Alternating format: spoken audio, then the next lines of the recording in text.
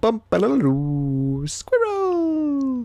So hello, and welcome to another Legends of Runeterra video. My name is Chris, and today we will be talking about what could possibly be coming up in the next expansion. Now, the next expansion is not a normal expansion. As you can see here, this is the video of what's next in 2021, which came out in July, I think.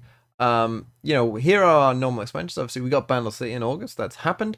We're now into October. The next normal expansion is in December, and then there's one in February 2022. But also there's this. About an extra November expansion that'll follow Beyond the Bandlewood, bringing you a major PvE event unlike anything we've tried before. Okay, so let's take those words in. So we're getting a new expansion in November. So this is the next expansion, and it's a PvE expansion, as in, not player versus player.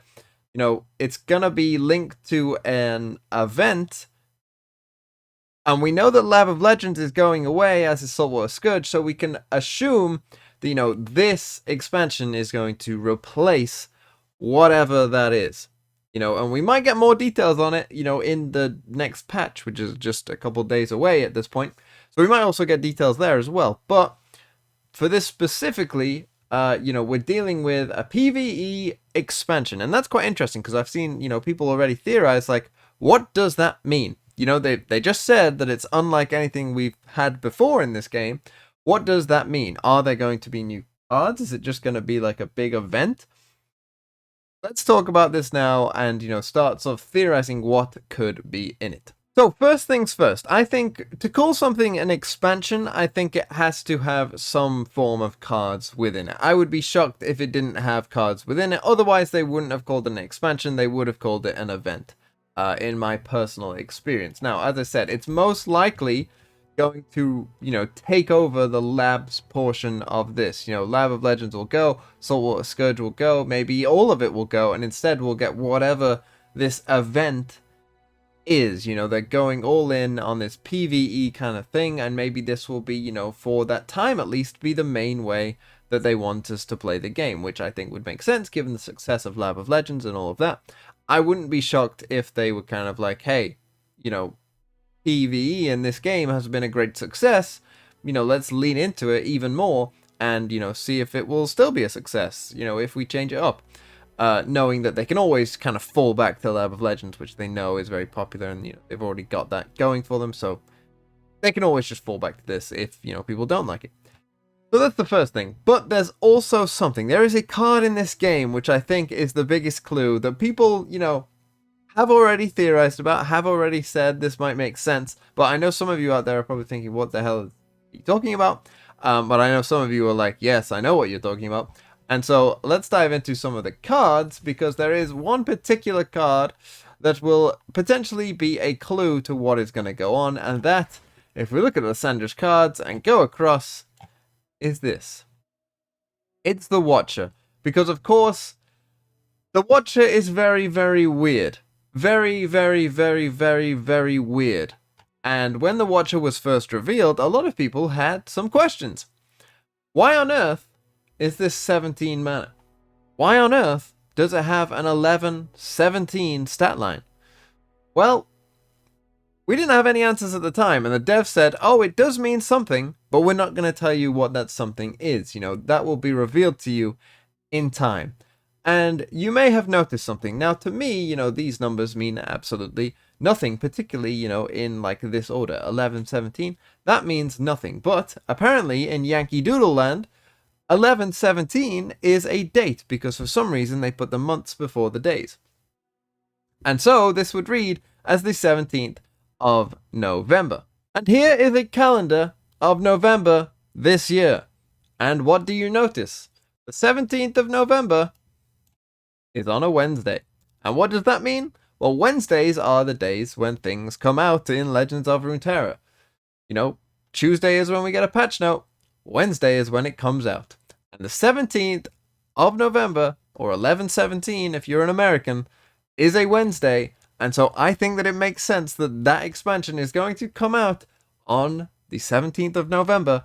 And within that expansion, there will be stories about the Watchers and void-like creatures potentially, invading Runeterra or, you know, coming out to fight in Runeterra, and that will be what the PvE event is all about. Another potential little clue for us was the fact that this new expansion is the color purple. Now, I kind of like to rail against these things, you know, when they make no sense. You know, if like this was green and this was blue and this was red or whatever, then that would be fine. But it's not like that. These are all the same color, representing a normal expansion. This one, they chose purple. They could have chose any color, and they chose purple. And purple, obviously, is the color most associated with the void. So I think that that is just like another tiny little clue that kind of potentially, you know, brings in the idea that there are going to be void-focused things within this expansion. Also, it kind of makes sense, you know, we aren't getting the void as a region. I don't think that necessarily this means that we'll be getting champions. We might, but I'm not, you know, I'm not ready to go out on a limb and say that we definitely will. What I think is almost certainly likely, though, is that we will be getting watcher cards. We will be getting potentially more watchers, if you will. I think it's very possible, if we go back to Runeterra, that, you know, maybe this is the 17 mana watcher, but we could get different ones. You know, there could be like 16, 15, 14, you know, all of those, and they're all different watchers. I would not be shocked if that was the case. And I'm pretty excited about that, and it will be interesting to see exactly what happens. Now, for those of you who are like me that know nothing about the Watcher or the lore of Runeterra and what's going on, let's go through some of the lore on the wiki, you know, just to get a brief sort of overview of what might be going on with the Watchers. So, here we are on the wiki. The Watchers, also known as the Frozen Watchers or the Pierced Eyes, are ancient beings of the Void, who are masters above all living Voidborn. So anything from the Void was made basically by the Watchers, and creators of the prototype models for the modern ones. They are responsible for transforming Freljord native beings into Iceborn, so basically just people or creatures that kind of have some magical powers to them that resist the cold a bit better, who would later rebel against the Watchers' rule. In the mostly forgotten myth, the Howling Abyss was built to contain the Watchers by Ornn at the request of the three Iceborn sisters, one of whom is Lysandra.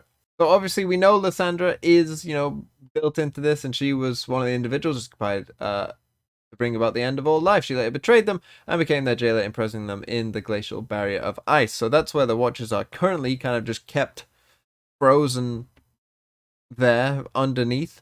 But, you know, there's always the worry that they will break out, and I think that is what's going to happen. So yes, whilst many believe the Watchers were dead, they were merely put into a magical stasis by true ice under the Howling Abyss. This took the lives of many Iceborn, possibly Everosa and Cyrilda themselves, to cover up her past mistakes in pledging allegiance to the Watchers. Lysandra rewrote history of the Freljord, turning the tales of the Watchers into that of myths and songs. She now fears the day that they return, with each of the 9 runic seals that holds their prison slowly fading away. So, potential cards that we could get. Maybe we'll get, you know, something to do with these runic seals, you know. Whatever they are, I'll be honest, I don't know that much. And I would expect that we will get Watcher creatures and more Void creatures and things like that. So overall, I think here's what we know. It's not much, but I would be shocked if this next expansion was not to do somewhat with the Watchers, somewhat was, you know, them rising up and you having to fight against them, you know, maybe playing as Lysandra or some other Freljord characters, maybe Braum or something like that, you know, where you have to fight against them, PvE, against the Watchers and all their big threats. I'd be very excited to see, you know, what cards they design. As I say, I'm almost certain that the cards will be coming out.